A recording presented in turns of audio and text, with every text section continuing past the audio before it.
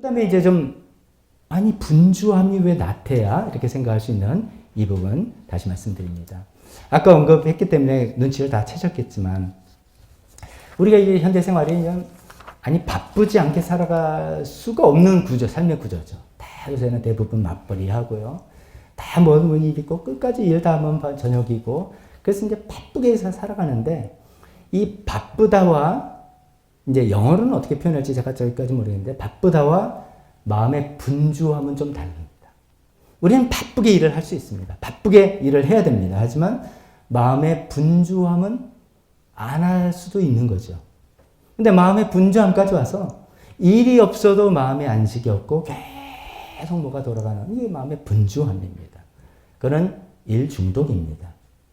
완벽주의입니다. 그런 것들 때문에 내 마음에 평안과 안식이 없다는 것이죠. 이것이 겉으로 보기에는 성실하고 열심히 살아가는 모범적인 모습이지만 그 심령 안에는 치명적인 나태함이 숨겨져 있을 가능성이 많다는 것이죠. 어떤 의미의 나태함입니까? 우리 아까 그리스어를 통해 찾아봤죠. 나태함의 뜻이 아케디아, 아시리아, 돌봄을 하지 않는 것. 가장 중요한 것을 돌보지 않는 것.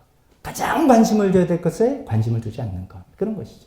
그러니까 분주함에 속에 빠져 사는 그런 나태함은 뭐냐면 가장 중요한 자기 영혼을 돌보고 하는 일을 도외시하고 어떤 돈을 벌거나 성공을 하거나 일을 성취해내는 이런 것에 필요합니다만 두 번째, 세 번째 중요한 그런 것에 온 마음과 에너지를 다 쏟아버리고 그래서 가장 중요한 일을 돌볼 수 있는 에너지가 없는 거죠. 시간이 없는 거죠. 그렇기 때문에 늘 불안하고 평안을 누리지 못하는 그런 것이죠. 그것이 오늘 두 번째 본문인 이 부자의 이야기입니다. 이 부자는 세상적으로 보면 잘못한 게 하나도 없는 사람입니다. 이 사람이 무슨 죄를 졌어요? 너무나도 부지런하고 너무나도 열심히 너무나도 지혜를 잘 짜서 농사를 잘했고 사업을 확장했고 거기에 따라 창고도 늘리고 이 사람 잘못한 게 하나도 없습니다. 근데 하나님께서는 왜 이 사람을 책망하는가? 이 사람은 이런 분주함의 모습에 나태함의 죄입니다. 정말로 중요한 것들을 돌보지 않은 것이죠. 영혼. 정말로 자기의 소중한 그 영혼을 돌보지 않은 것이죠. 영혼을 돌본다. 그게 무슨 말인가? 짧게만 말하면 하나님과 관계를 계속해서 점검하는 겁니다.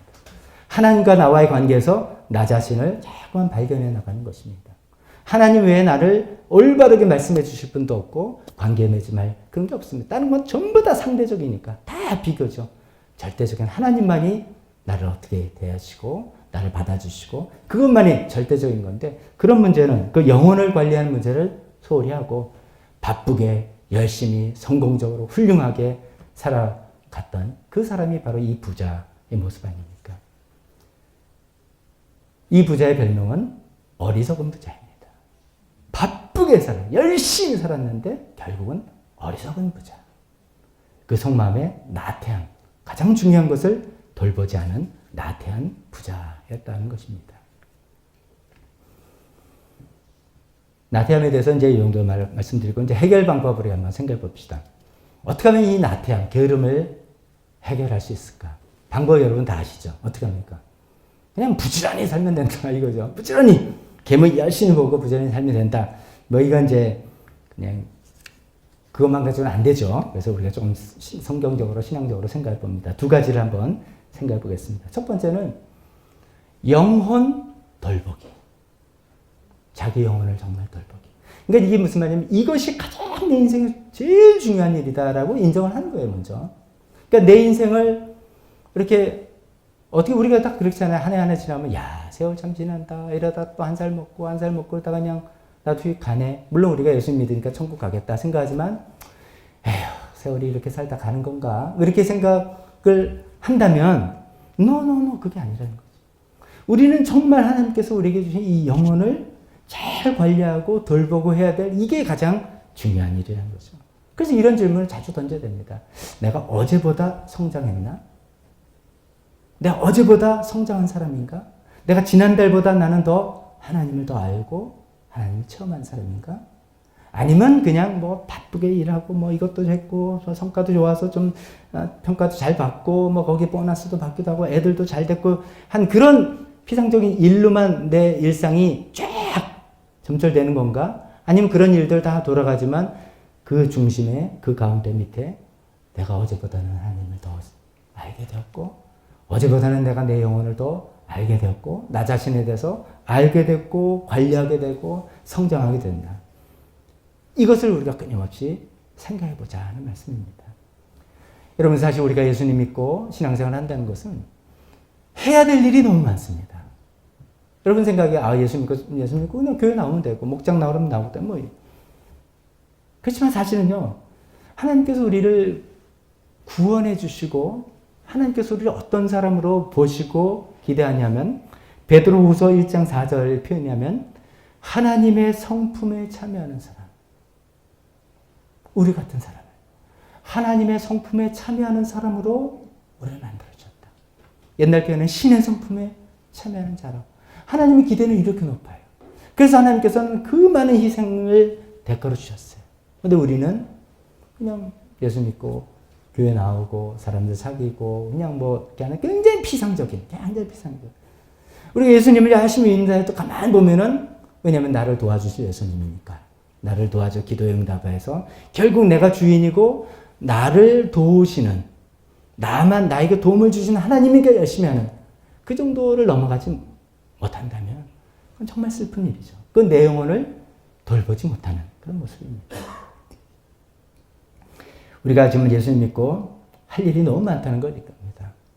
성경 말씀, 죄송합니다. 저는 이제 목사니까 제가 이게 어떻게 보면 전업이죠. 성경 읽고 하는 게 전업이시고, 여러분들은 또 여러분의 직장이 있고, 그게 그냥 만만한 일도 아니고, 그러니까 뭐 성경을 저만큼, 그런 뜻이 아니라, 우리가 하나님을 믿는 사람이나 하나님께서 우리에게 어떤 말씀을 해주신 것을 모르고는 믿지 못하잖아요.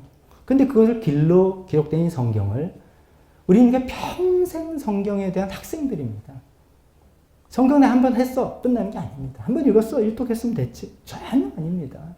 계속 읽어야 될 성경이 너무 많았고, 성경을 통해서 우리 삶을 통해서 배우고 알아야 될 하나님이 너무나 무궁무진하시고, 하나님이 이런 분이시구나. 우리가 내가 겪은 어떤 고난과 아픔과 놀람과 이게 중요한 게 아니라, 이런 걸 통해서 내가 경험한 하나님이 어떤 분이고, 내가 체험한 하나님이 어떤 분이고, 그런 걸 통해서 나 자신은 어떤 사람이고, 이야, 나도 정말 유치한 존재구나. 이렇게 되니까 진짜 셀피시하고 나밖에 모르는 사람이 없구나.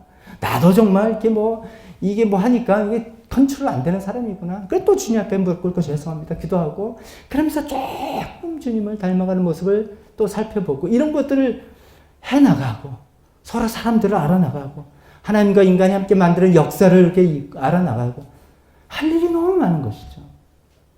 우리가 그냥 살아간다는 게 세상에서 직장생활 하면서 사업하면서 좀 해야 될 업무를 잘 해내고, 또 먹고 살기 바빠서 열심히 살아서 또 돈도 살고 살만하고 일가고 끝나는 인생이 아니라는 것이죠. 우리는 하나님의 성품에 참여하는 사람, 신의 성품에 참여하는 사람으로 만들었기 때문에, 그런 의미에서 우리 영혼을 돌보는 일이 정말로 바쁜 일입니다. 정말로 바쁜 일입니다. 이 일을 절대로 소홀히 하면 안 됩니다. 이 일이 가장 중요한 일입니다.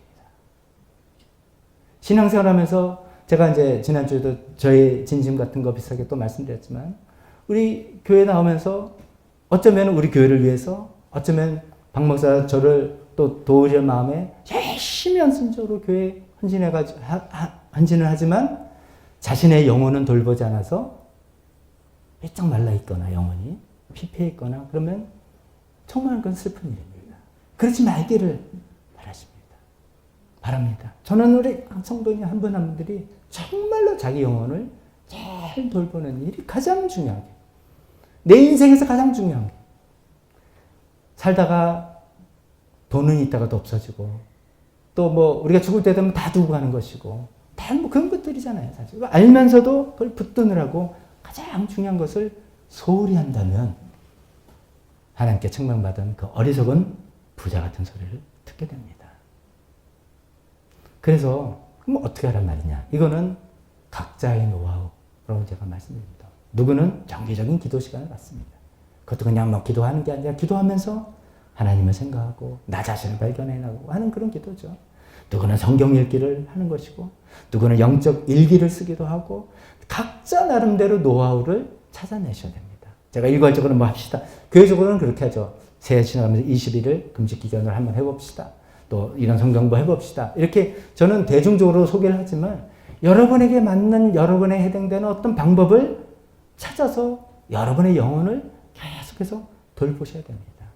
그러지 않으면은 이 나태함과 게으름이 머리가 두 개라 그랬죠. 나는 절대로 게으르지 않아. 난 열심히 살아가는 사람이야. 라고 하지만 정작 중요한 것을 소홀히 하는 이 분주함이라는 나태에 빠져서 하나님께 너 모른다. 이런 얘기를 듣기가 쉽습니다.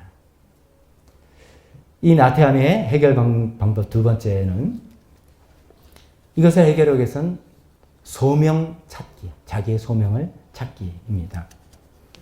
이런 주제에 관해서 이제 매튜 폭스라는 어떤 신학자가 이런 얘기를 했어요. 게으름을 치유하는 처방은 부지런함이 아니다. 너 좀 부지런해. 이렇게 한다고 되는 게 아니라는 거죠.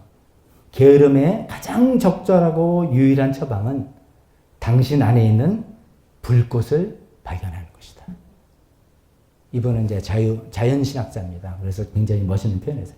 당신 안에 있는 불꽃을 발견하는 것이다. 내 안에 있는 fire. 이거를 발견하는 것인데 이것은 무슨 말을 하려는 것은 하나님께서 당신에게 주신 그 소명을 발견하고 찾고 그 일을 수행하는 것이다. 그럴 때 내 불이 일어나서 내가 그냥 쭉 쳐져 있지 않게 되는 것이다.